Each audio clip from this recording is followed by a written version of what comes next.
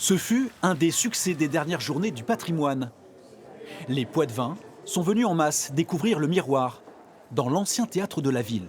C'était un monument de Poitiers tellement important et central qu'on a eu du mal à laisser partir ce beau bâtiment.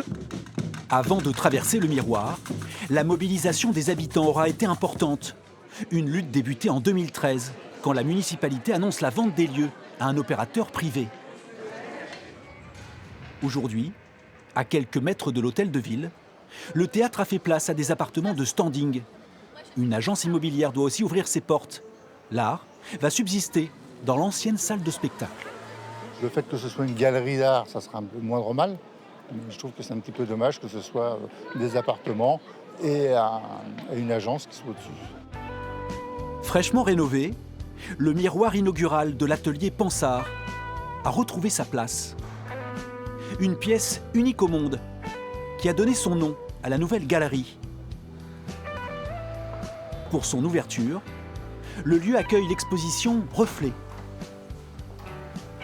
Le public pourra y découvrir de nombreuses pièces, anciennes et contemporaines, prêtées par les musées de la région ou œuvres d'artistes.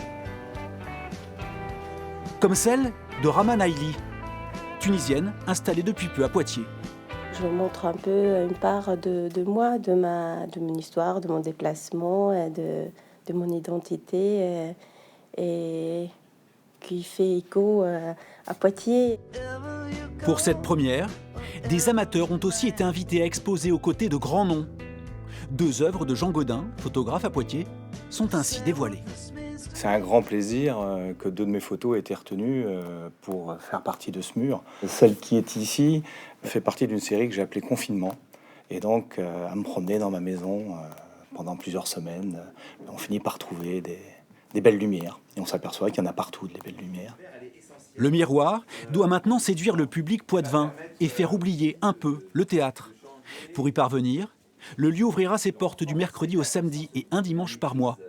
Et pourra surtout miser sur son emplacement au cœur de la cité. On espère aussi faire en sorte que, eh bien justement, les gens, par exemple, entre midi et 2, au moment où ils fréquentent et ils sont dans ce lieu, puissent venir voir les expositions. C'est vraiment cette dimension stratégique et très importante. Une prochaine exposition consacrée à l'art brut est en préparation.